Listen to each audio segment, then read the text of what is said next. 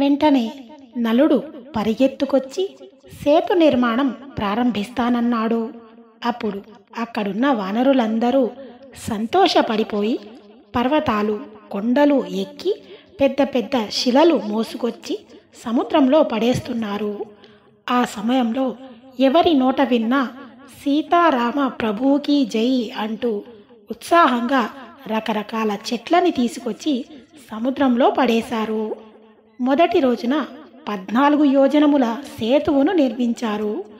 2, 3, 4, 5వ రోజులలో 20, 21, 22, 23 యోజనాల సేతువును నిర్మించేశారు.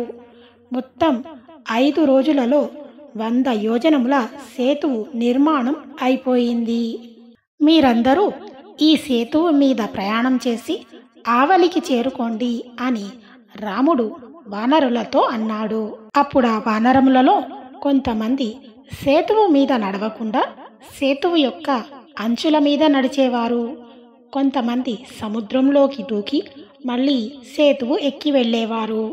ఇంకొంతమంది సముద్రంలో ఈదుకుంటూ వచ్చారు. కొంతమంది ఒక పెద్ద చెట్టుని పెకిలించి సముద్రంలో పడేసి దాని మీద కూర్చుని తోసుకుంటూ వచ్చేవారు. ఆ రోజున సముద్ర ఘోష గొప్పదా, వానర ఘోష గొప్పదా అంటే ఎవరు చెప్పలేకపోయారు. అంతగా అల్లరి చేసుకుంటూ వెళ్ళారు. ఎన్ని రోజులైనా ఆ సైన్యం లంకా పట్టణానికి వస్తూనే ఉంది. చివరికి అన్ని కోట్ల వానర సైన్యం లంకని చేరుకుంది. అప్పుడు రాముడు సుగ్రీవుడిని విభీషణుడిని పిలిచి, మనం అవతల ఒడ్డున ఉండగా సుకుడన్నవాడు రాయబారం చేయడానికి వచ్చాడు కదా, వాడు ఎక్కడున్నాడు అని అడిగాడు. అప్పుడు ఆ సుకుడిని తీసుకొచ్చి రాముడి ముందు ప్రవేశపెట్టారు. అప్పుడు రాముడు, నువ్వు ఎందుకు వచ్చావు అని అడిగాడు. సుకుడన్నాడు, బుద్ధిహీనుడైన రావణుడు మీ బలాన్ని చూసి రాయబారం చెప్పమన్నాడు.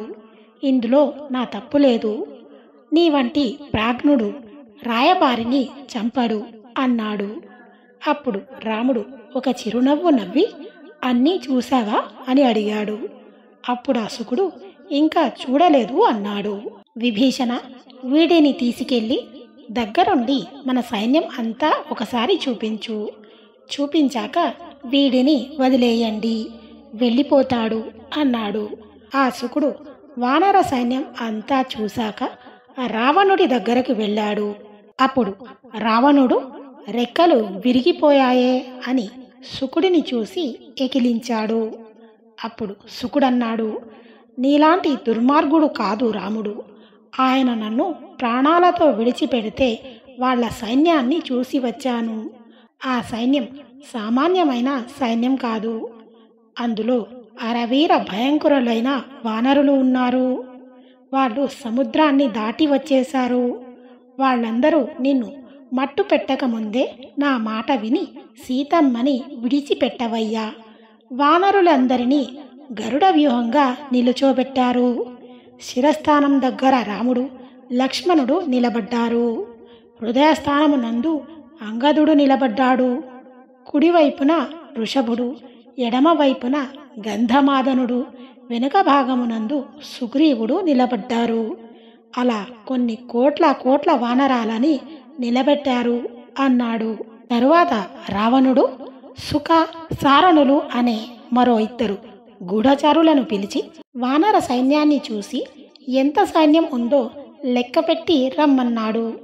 ఆ 2 గూఢచారులు ప్రచ్ఛన్న రూపాలలో ఆకాశంలో ఉండి వానర సైన్యం ఎంత ఉందో అని చూస్తుండగా విభీషణుడు వాళ్ళని పసిగట్టి రాముడి దగ్గరకు తీసుకెళ్ళి, వీళ్ళు దుర్మార్గులు, అందుకని వీళ్ళని బంధించి తీసుకొచ్చాను అన్నాడు. అంతకుముందు సుకుడితో ఎలా మాట్లాడాడో అలానే ఆ 2 గూఢచారులతో రాముడు మాట్లాడి విభీషణుడితో వాళ్లను పంపించి సైన్యాన్ని చూడమన్నాడు. ఆ సుఖ సారణులు వానర సైన్యాన్ని చూసి రావణుడికి ఆ సైన్యం గురించి వివరించారు.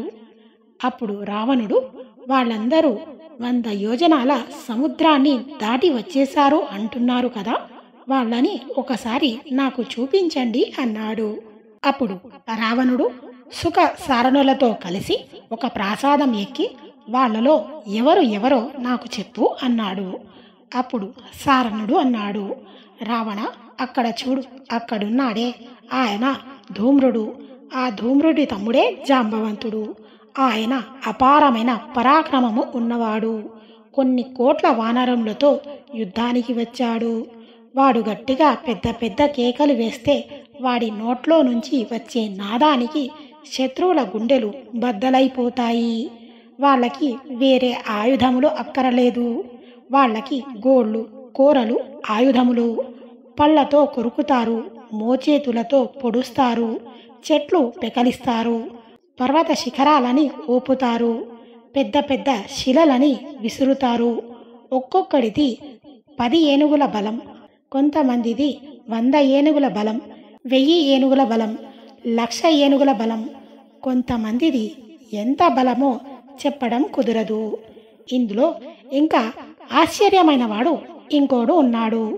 ఆయన అడుగు తీసి అడుగు వేస్తే యోజనం దూరం పడుతుంది అడుగు. ఆయనంత విశాలమైన శరీరం ఉన్నవాడు ఈ భూమిలో లేడు. అదిగో ఎదురుగా కనపడుతున్నది ఆయనే. ఆయన పేరు పనసుడు. 4 యోజనముల విశాలమైన శరీరాన్ని పొంది ఉంటాడు. అదిగో ఆయన పక్కన కనపడుతున్నవాడు సుగ్రీవుడు. 36 కోట్ల వానరములు సర్వకాలములందు ఆయన చుట్టూ ఉంటాయి. గద ఎత్తి రారా రావణ అని ఆయన అక్కడ అరుస్తుంటే ఇక్కడ లంకలో ప్రాసాదములు కదులుతున్నాయి. ఇన్ని కోట్ల వానరాలకు ఆయన అధినాథుడు. ఆయన ఆజ్ఞకి తిరుగులేదు. ఆయన కిష్కిందని రాజధానిగా చేసుకొని పరిపాలిస్తున్నాడు. ఈయన కన్నా బలవంతుడైన ఈయన అన్న వాలిని రాముడు ఒక్క బాణంతో కొట్టి చంపేశాడు. వాలి మెడలో ఉండే మహేంద్రమాల ఇప్పుడు సుగ్రీవుడి మెడలో ఉంది. అదిగో చూడు, ఆయన కేసరి, హనుమ యొక్క తండ్రి. ఆయన మేరు పర్వత శిఖరాల మీద తిరుగుతుంటాడు. కొన్ని కోట్ల సైన్యంతో యుద్ధానికి వచ్చాడు. ఆయనది సామాన్యమైన శక్తి కాదు. ఆ పక్కన ఉన్న గంధమాధనుడి శక్తి అంతా ఇంత అని చెప్పడానికి కుదరదు. సముద్రం మీద వాళ్లే, ఆ వారధి మీద వాళ్లే, లంకాపట్టణం చుట్టూ వానరాలే. ఈ వానరాలే కాకుండా ఇంకా వానరాలు వస్తూనే ఉన్నాయి, వారధి దాటుతూ ఉన్నాయి. లంకాపట్టణం చుట్టూ ఉన్న వనాలలో ఉన్న ప్రతి చెట్టు మీద భల్లూకాలు ఉన్నాయి. ఈ భల్లూకాలన్నింటికి జాంబవంతుడు నాయకుడు. ఇంకా గవయుడు, గయుడు, గవాక్షుడు 1,000,000 ఏనుగుల బలం ఉన్నవారు. అక్కడ మధ్యలో నిలబడినవాడు హనుమ. ఆయన బంగారు శరీరంతో మెరిసిపోతూ ఉంటాడు. ఆయనకి బ్రహ్మగారి వరం ఉంది. ఏ అస్త్రశస్త్రములకు ఆయన కట్టుబడడు. ఆయన పక్కన నీలమైన శరీరంతో, పద్మాల వంటి కన్నులతో, ఎడమ చేతితో కోదండం పట్టుకుని సాముద్రిక శాస్త్రంలో ఎలా ఉండాలని చెప్పబడిందో అలా పోతపోసిన సౌందర్యంతో ఉన్నాడే ఆయనే రాముడు. ఆయన పరమ ధర్మాత్ముడు, పితృవాక్య పరిపాలకుడు. ఆ రాముడి బహిప్రాణం లక్ష్మణుడు. కంటిని కనురెప్ప కాపాడినట్టు ఆయన నిరంతరం అన్నని కాపాడుతూ ఉంటాడు. రాముడికి ఎన్ని అస్త్రశస్త్రములు తెలుసో లక్ష్మణుడికి కూడా అన్ని అస్త్రశస్త్రములు తెలుసు అని పొంగిపోతూ ఆ రామ సైన్యం గురించి రావణుడికి చెబుతున్నాడు.